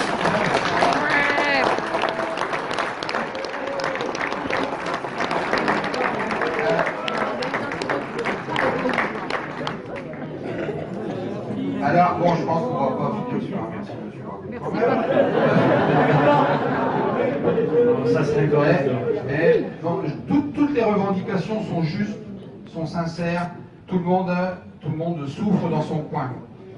On est réunis là, bien sûr, il faudrait que tout le monde puisse avoir raison à ce qu'il demande. Mais si on se cantonne à ça, il y a des gens qui l'ont un petit peu abordé. Admettons, je vais raisonner par l'absurde. Toutes les revendications, on a gain de cause. Et ça ne suffira pas. Parce que sinon, vous savez très bien, ils ont un système en place, ils sont très intelligents.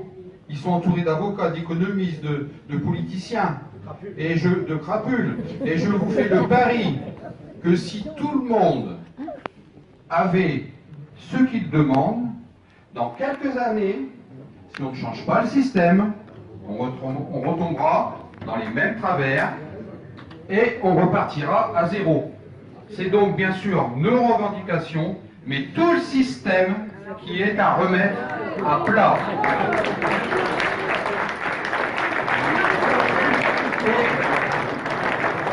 Et la politique politicienne, on en a marre. Qui doit être le souverain? C'est le peuple.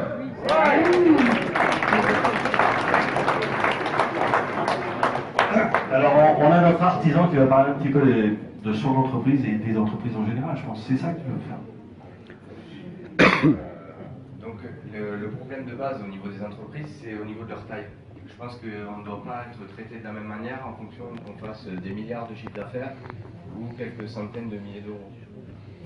Et actuellement, dans le procédé, les plus petites entreprises sont les plus taxées et les plus parasitées par plein d'organismes qui viennent fonctionner. Alors, ça peut être pour la santé, du travail, ça peut être pour ne serait-ce qu'acheter des enveloppes, des timbres, on nous propose des formules toutes faites parce qu'on n'a pas les services adaptés, ou un service juridique, on nous propose à un prix élevé, prohibitif. En fait, voilà, la grosse entreprise, par contre, elle a les moyens de se payer un service de défiscalisation pour trouver les bonnes niches fiscales et ne pas être soumis à l'impôt. Et Et du coup, il faudrait, je pense, revoir un peu au niveau des régimes sociaux et fiscaux pour les entreprises. Par exemple, le CICE, ça avait déjà été proposé par Madame Schiappa.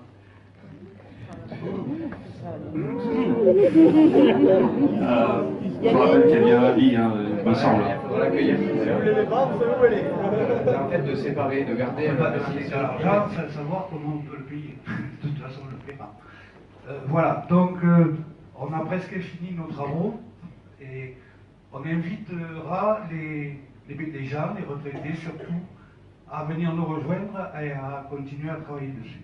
Et je pense que chaque catégorie devrait faire comme nous. Parce que sinon, on est tous d'accord apparemment, mais si on est tous d'accord dans la salle et puis que ça ne va pas plus loin, ça ne sert pas à grand chose. Merci.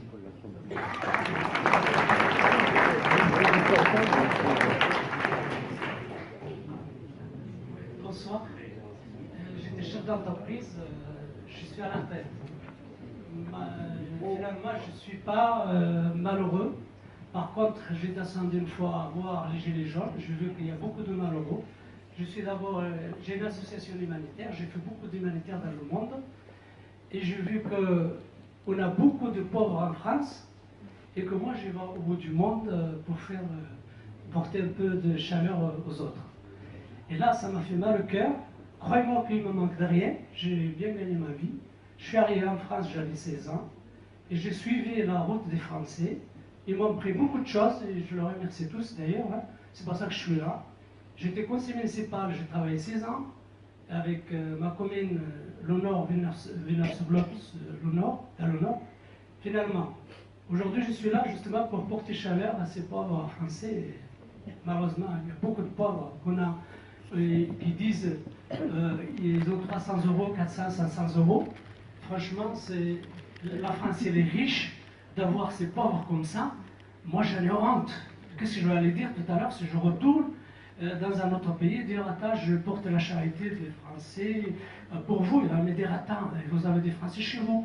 Donc aujourd'hui, c'est pour ça que je suis là, pour aider ces gens-là. Je fais ce que je peux, je vais dans les ronds-points, des fois dans un temps, et voilà, je fais ce que je peux. Et là, ce que je voudrais demander, il y a quelque chose que j'ai entendu tout à l'heure que vous n'avez pas évoqué, je voudrais vous le dire, l'évoquer sûrement. Et je pense que la seule chose qui peut faire rebondir cette France, c'est de la démocratie.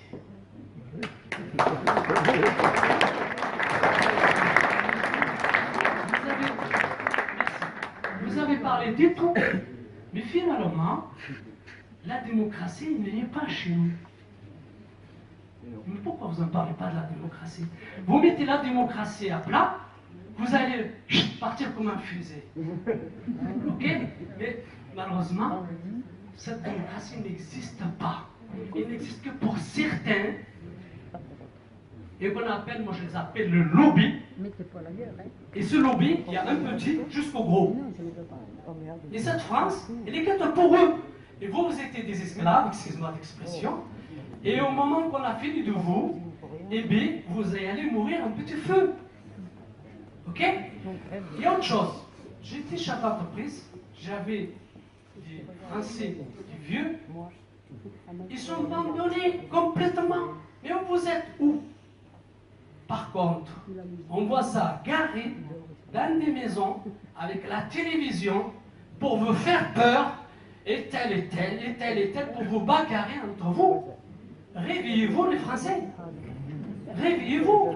Moi je vous prends des gens intelligents. Donnez l'exemple au monde. Il faut, il y a un seul mot que je vais vous dire. Et après j'arrête. Parce que j'en ai des choses à dire. Il faut aller jusqu'au fond. Parce que si vous n'allez pas jusqu'au fond, eh bien vous allez retourner dans les coins et on va vous tous tuer.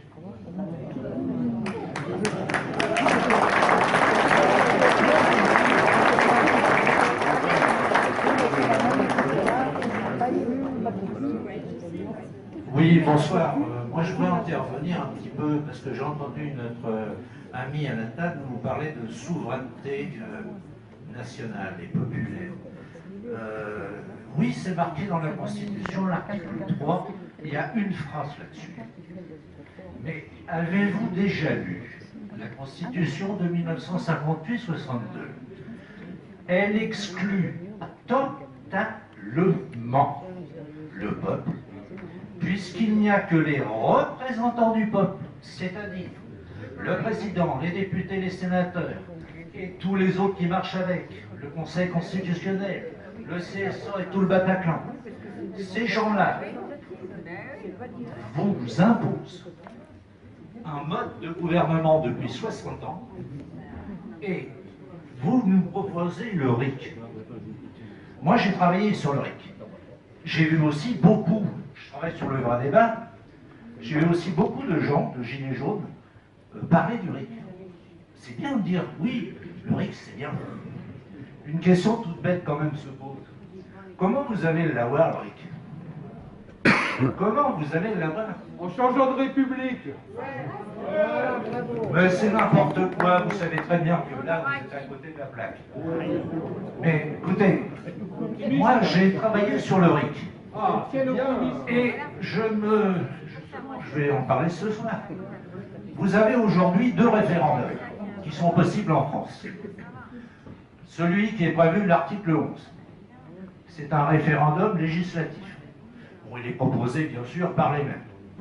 Vous avez ensuite le 2e référendum, qui est référendum constitutionnel. C'est l'article 89.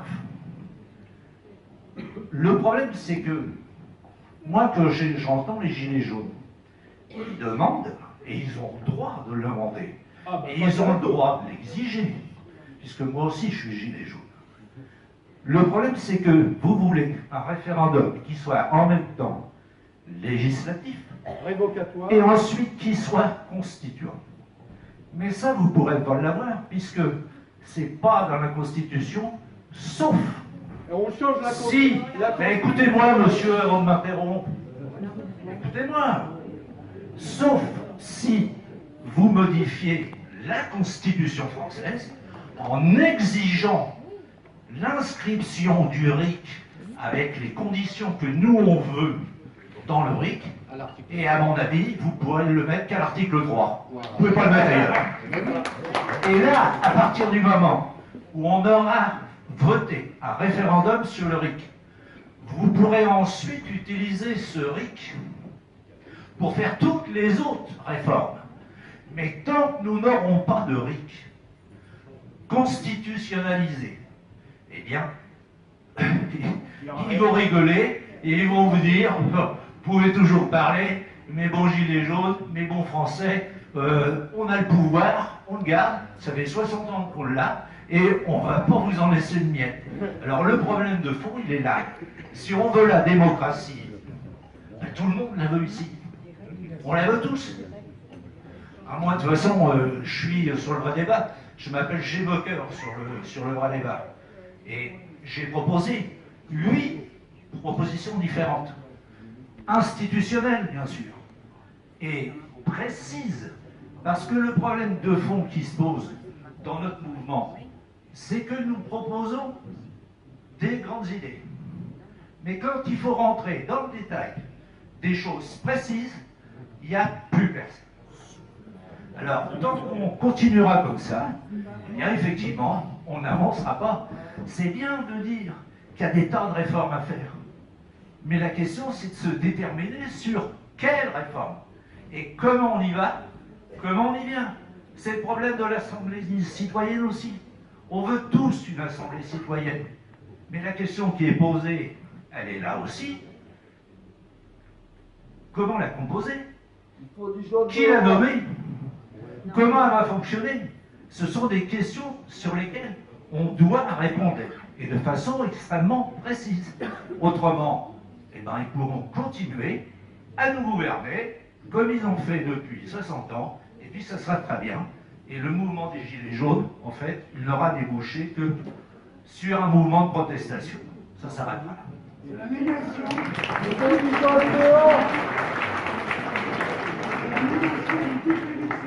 Bonsoir. On fait avancer la chose sociale en France parce qu'il n'y aurait jamais eu 36 et la sécurité sociale et les congés payés. Si on écoute ce que vous dites, c'est complètement institutionnel. Les luttes, ça sert à rien si on vous écoute. Ça sert à rien. Voilà. On construit. Allez-y, monsieur. Vous vouliez parler. Bonsoir. Voilà, je soutiens les Gilets jaunes parce que je suis, j'ai eu une bonne situation, donc je me plains pas du tout, mais je suis horrifié par ce qu'on fait à nos traités. Maintenant, je le sais depuis quelques mois, mais bon, je suis vraiment horrifié, effectivement, par rapport à ce que nos parents et les grands-parents ont fait pour nous, parce qu'on a pu en profiter, et maintenant que ça part en déliquescence. Donc ça, je trouve ça scandaleux. Je trouve ça scandaleux aussi, tous ces blessés, ces gens qui ont perdu une main, un œil, et tous les morts qu'il y a eu. C'est scandaleux. Donc effectivement, il faut changer les choses, soi-disant. Maintenant, tout le monde peut parler sur ces sujets divers. Je pense que maintenant, ce qui serait bien, et je vous remercie d'avoir fait cette réunion ce soir, c'est pour les gens qui ne savent pas comment vous joindre, comment s'informer, parce que c'est vrai qu'on parle toujours des médias, mais il y a les médias alternatifs. Il y a peut-être des gens qui ne savent pas comment écouter, par exemple, sur le RIC, Étienne Chouard. Il y a des tas de gens qui ne connaissent pas, il y a des tas d'informations très intéressantes sur YouTube. Il y a des gens ici, des retraités et autres, qui n'ont peut-être pas le temps ou qui ne savent pas comment aller sur Internet pour écouter d'autres discours que ce qu'on écoute dans les médias normaux. Alors ce que je vous demande, c'est peut-être passer, maintenant qu'on a vu, tout le monde a des revendications, moi j'en ai aussi évidemment, il faudrait peut-être vous montrer comment vous vous organisez, s'il y aura bientôt un local, savoir comment vous joindre, comment donner votre numéro de téléphone, etc., pour que les gens qui ont un petit peu de temps dans la journée puissent venir à 2h de l'après-midi, à 5h le soir. Ils n'ont pas forcément l'envie de venir sur un rond-point. Donc il faudrait trouver un local. Il faut absolument que vous disiez comment on vous rejoint. Et si vous voulez des informations, qu'on vienne vous les demander. Parce que ça, je pense qu'il y a des gens qui ne reviendront peut-être pas à cette réunion. Ils n'ont pas tous le temps. Donc ce qu'il faudrait, c'est vraiment que vous donniez maintenant, avant que les gens partent, parce qu'il est déjà 10h, ces informations. Non mais, moi des réunions, j'ai participé à pas mal de réunions. C'est vrai qu'au bout d'un moment, tout le monde parle, et c'est très bien que tout le monde a ses idées, mais à un moment, on part de la réunion, et qu'est-ce qui reste? Donc il faut que vous donniez les informations, qui vous êtes, numéro de téléphone, l'organisation pour un éventuel local et tout ça, pour que les gens puissent venir après. Voilà, merci et bravo Gilets jaunes.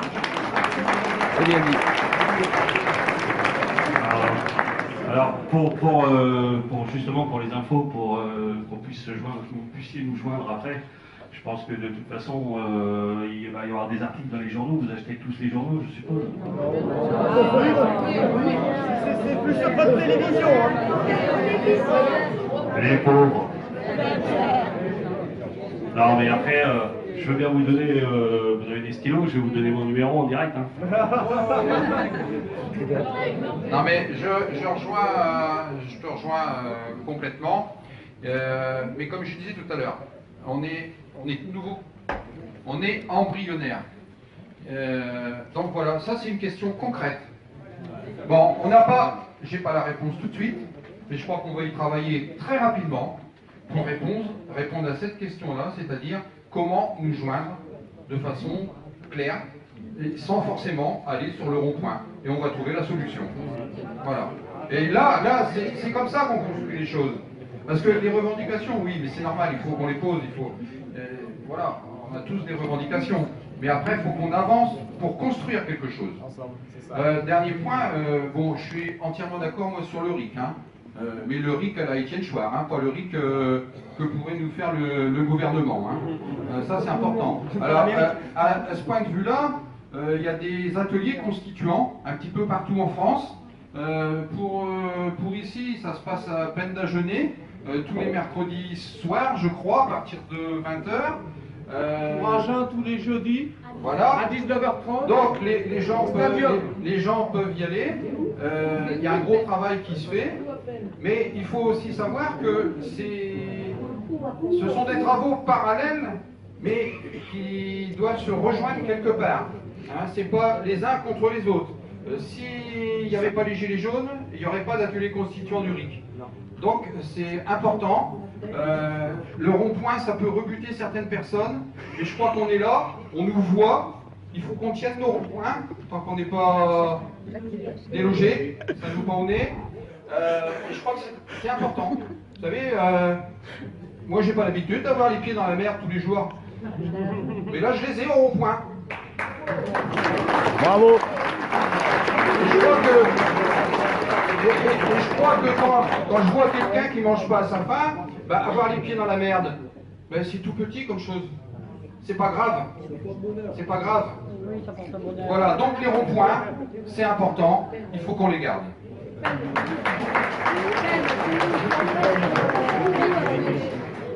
C'est à peine. Ou à peine. C'est à la grange. C'est à la grange.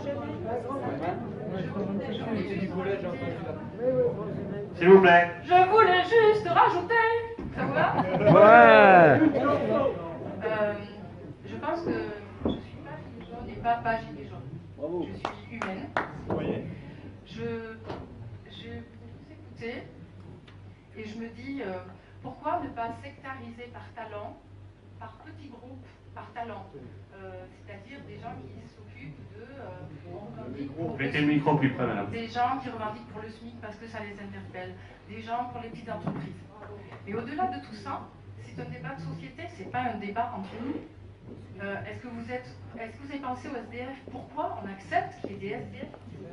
Vous y avez pensé au SDF? Ok, on est tous ensemble, c'est pas les uns contre les autres. Le monsieur, il y a pas de public, il y a un homme, il y a un non. Ok, si vous voulez qu'on soit ensemble, que fait-on?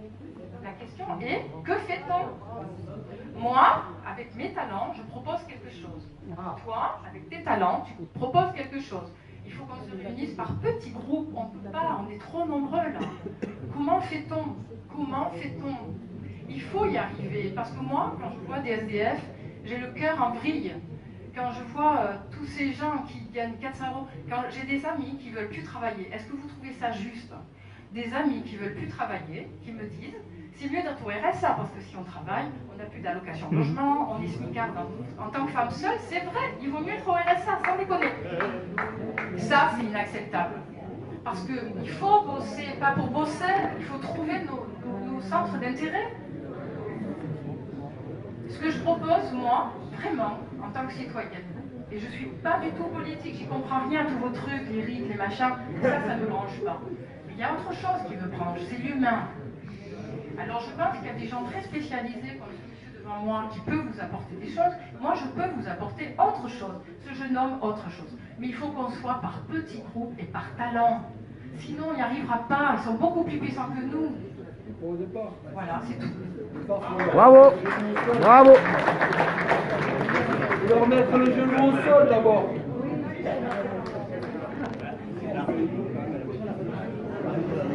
Madame, excusez-moi, je vais répondre à votre question. Il nous est arrivé sur le rond-point à accueillir un SDF. Honnêtement, on l'a pris sous notre aile, on lui a donné à manger, on lui a tendu la main.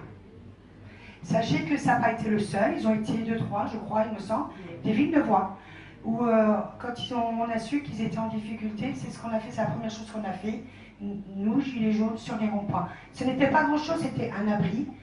Par contre, il était entouré de personnes qui l'avaient apprécié tel qu'il était. Voilà.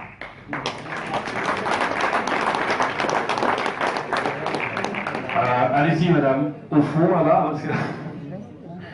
Bonjour, je m'appelle Cathy.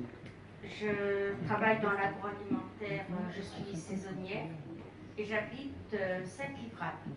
Voilà, je voulais parler, d'abord, je suis très fière de faire partie des Gilets jaunes.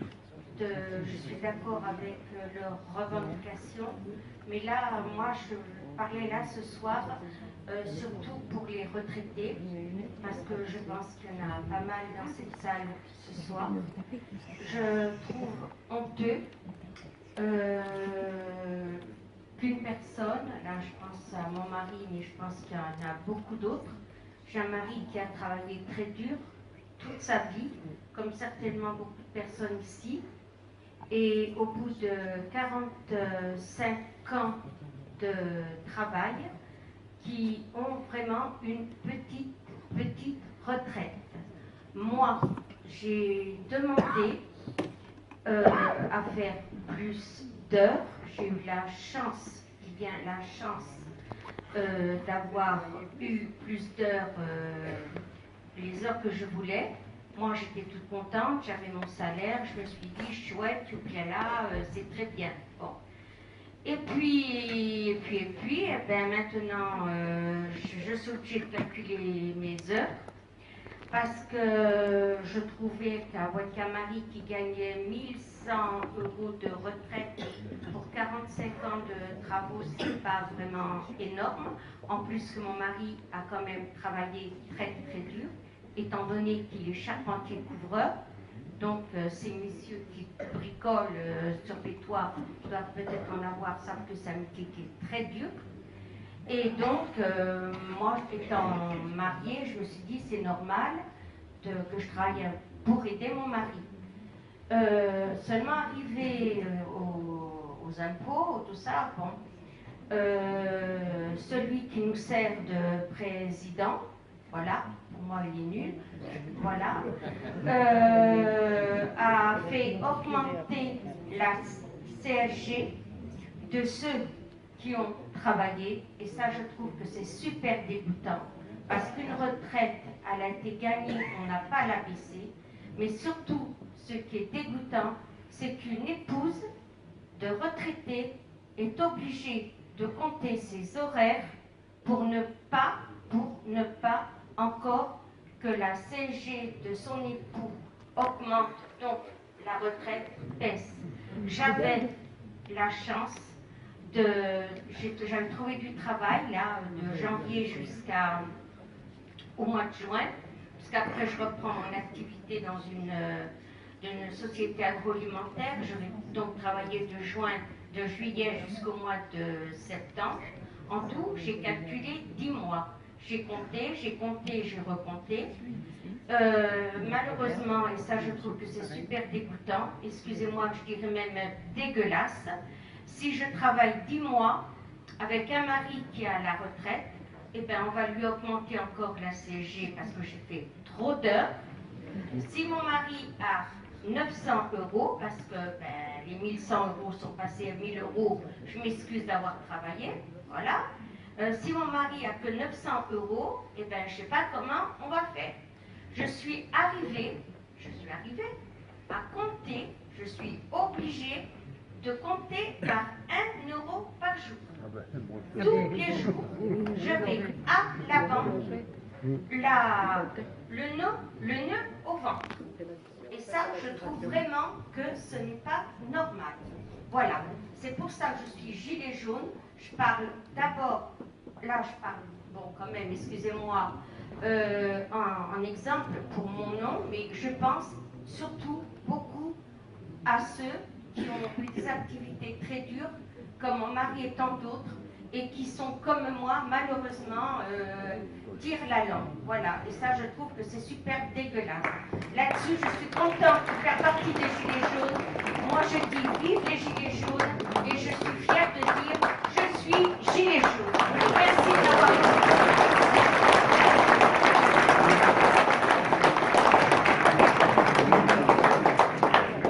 Vas-y, si tu veux. Oui, bonsoir. Voilà, moi je vais m'adresser pour les jeunes qui sont au RSA, qui vivent dans des appartements pourris, moisis. Il faudrait les faire sortir, ces jeunes. Faire des tracts, faire quelque chose pour les faire sortir. Au lieu de nous créer des robots du matin au soir, leur donner l'avenir, les faire travailler à ces jeunes. Parce que c'est pour notre avenir, nos jeunes. Moi, c'est pas mon cas. J'ai des gosses qui travaillent. Mais je plains les mamans qui souffrent, qui sont leurs gosses qui sont en train de mourir dans des appartements pourris et qui les tiennent avec le RSA. Voilà. J'avais ça à dire tout simplement. Essayez de les faire sortir, ces jeunes. Ils sont en train de mourir, ils se noient dans l'alcool, ils se noient dans la drogue, parce qu'ils n'ont plus d'avenir. Ils touchent un modeste RSA. Voilà, c'est tout ce que j'avais à dire. Merci.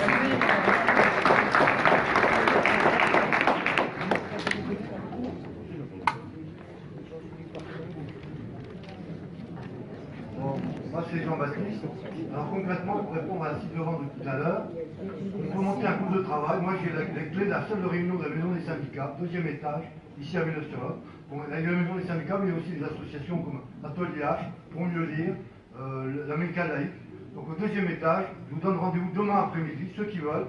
Vous pouvez être 20, 25 maximum. on commence à discuter, on peut monter un atelier constituant, on peut parler de tout et de rien. Moi je pense qu'il faut faire marcher nos imaginaires.